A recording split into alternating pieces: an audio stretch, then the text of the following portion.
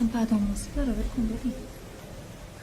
بعد راضیمون کردن اینا جالبه مثلا. میذارم بریم. ببین نسل رفتنش چه فرقی میکنه. من بهتون گفته باشم اگه فردا اتفاقی واسه بانیاتون افتاد من هیچ مسئولیتی ندارم. نور، صدا، دوربین، بفهم. اینا هم یه جور فتوشاپن. یعنی سعی میکنن که باشن در حد خودشون. بچه رو از توی کارگاه و خیابون و از وسط دست و پا جمع میکنن، کات میکنن، پیست میکنن تو مدرسه. بچه‌ها باسواد باشن کشور بهتر میشه. سر دوراهی. به جای اینکه مثلا من یکی از کودکان کار کم کنم یکی دارم به لیسانسیهای بیکار اضافه میکنم.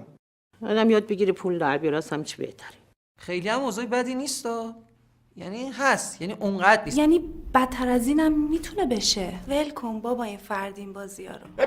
ببین تو همه مشتی‌ها رو جمع کن. نه مشتی‌ها گناه دارن، مشتی‌ها بالاخره مشتی هستن. غیر مشتی‌ها رو جمع کن. جوون مردی مرد آقا، فاتحه. با دم من و تو هم زنده نمیشه. آره خب بعضیاشون هم معتاد میشن. این هم رو بقیه، همه چیمون باید به همه چیمون بیاد.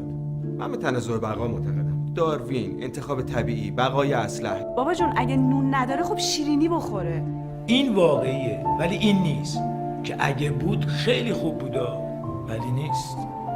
حقت بکش. آخه آسمون جل 7 سر آیله میخوای چی کار؟ هر آن کس که دندان دهد نان دهد، به ما چه؟ چراغی که به خونه رواز کمک نکن. نمیشه که کسی ترک تحصیل نکنه. حالا کی واقعا به آرزوش رسیده؟ خود من میخواستم مثلا یکی بشم مثل پیکاسو از نوع مؤنثش. من خودم میخواستم خواننده سیاه‌پوست بشم. به بچه‌ها چی کار دارین؟ ولشون کنیم بذاریم بازیشونو بکنن. اگه همه درس بخونن وقت تکلیف زندانا چی میشه؟ اگه میخوای هر وقت پشت چراغ قرمز وای میسی بیان دور سرت اسفندود کنن، شیشه‌تو دستمال بکشن، واسط داری دنبک بزنن، هر وقت شکست عشقی میخورن به هم اسید بپاشن، کمک نکن. در حال حاضر تماس با مشترک مورد نظر امکان پذیر نمی باشد. لطفاً بعداً شماره گیری نمایید. درست استفاده نکنی ها. من یه راه خیلی خوب کشف کردم. وقتی میرسی پشت چراغ قرمز شیشه رو تا ته بکشی بالا. اگه میخوای هر وقت پشت چراغ قرمز وامیسی دور سرت اسفندود کنن تا تو چش نخوری اصلا هیچ کار نکن. آهان کی بازی کنه کی بازی نکنه، کی پاکن دستش بگیره کی سیگار. یعنی میخوام بگم مثلا اگه من پام بشکنه یا یه اتفاقی برام بیفته یا یه چیز بدتر مثلا سرطان بگیرم کمک نکن. ببینم میتونی؟ حالا مگه عجله‌ایه؟ فردام روز خداست. حتی پس فردام روز خداست. طبق آمار رسمی 2,600,000 کودک کار در ایران وجود داره. خب به من چه ربطی داره؟ اینایی که میگی مال مدینه فاضله است، آرمان شهره. ما اینجا زندگی میکنیم، اینجا ایرانه. آقا این همه سازمان و مؤسسه و کمیته و وزارتخونه پس اونا چیکارن؟ بابا اگه شما کارتون رو درست انجام بدین ما مجبور نیستیم انقدر تصمیمای دشوار بگیریم. مگه یارانه بهشون نمیدن؟ گفتین هدفمندش میکنین بعد میرسونین دست اهلش. یه هدفگیری خوب نیست، هدفمند نکن. این همه پول گاز و نفت و اینا کجا میره؟ پس دولت چی کاره است؟ دولت قراره چیکار بکنه؟ تا حالا چیکار کرده؟ دولت کیه؟ دولت کیلو چند؟ ولی دولت انجام نمیده، دلسوز نیست. اینا هست. خیلی بد شد که این همه حرف زدیم آخرش شد همینه که هست. و اگه اینجوری بخوایم فکر کنیم که کارمون زاره واقعا. نه یه کار بیمه، نه یه کار جون و دلی. بار تو ز دوش خسته‌ات بردارند، گر بار ز دوش خسته ای بردار. کار خیر همیشه به خود آدم برمیگرده. اگه نتیجهش میخوای بدونی. اصلا ما چیکار به دولت داریم؟ این کاراییه که از دل مردمه و چون از دل مردم خودشونه. حیوانات، شما حیوانات رو ببینید. نه حالا من نمیخوام مقایسه کنم من عذر میخوام. طلای اصابیه داتید کل اطرنا داتید لازمای خیرتا شوزارتوش هرمونم اشتاهمایی اشتاکمایی نشایی چی. یه جا هست باید کمک کنی، یه جا هست نباید کمک کنی.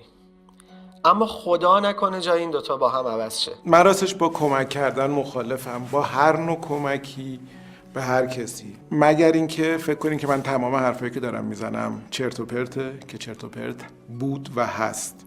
مگر اینکه ایران برامون مهم باشه، مگر اینکه ایرانی بودن برامون مهم باشه، آدم بودن برامون مهم باشه. دیگه سبز و سفید و قرمز ایران. بهره از کودکی آن طفل چه دید که نخندید و نه جست و ندوید؟ اصلا چه معنی داره دل بعضی انقدر از سنگ باشه؟ اینم نامردیه که بچه‌ای رو بندازیم روی صحنه بدون تمرین، بدون راهنمایی، بگیم یالا شروع کن، بازی کن، ادای بزرگترا رو در بیار. من یک آدم دیوانم که دوست دارم کمک بکنم. نه اون دنیا جای خودش، این دنیا من باید اجرم بگیرم. باور کنی اگه آدمای بیمار امثال من توی مملکت زیاد باشه خیلی ضرر. مردم میفهمن، مردم شعور دارن، مردم حس دارن، مردم انقدر دل دارن. مردم ای جوون مرد، اگه داری واقعا کمک کن. اگه زیاد داری به یک بچه زیاد کمک کن. صورت به صورت دارم بهتون میگم. اصلا نیازم به SMS و نمیدونم آنلاین و این چیزا نداره. ای بابا همه چیز شده غیر مستقیم. آقا لینک فیلمو اسم چیز بفرست. چه بود؟ ایمیل کن. لینک فیلمو ایمیل کن. آقا کمک نکن، نخواستی. فقط لینک این فیلمو ایمیل کنی برای 5 تا از دوستات، ما رو بس.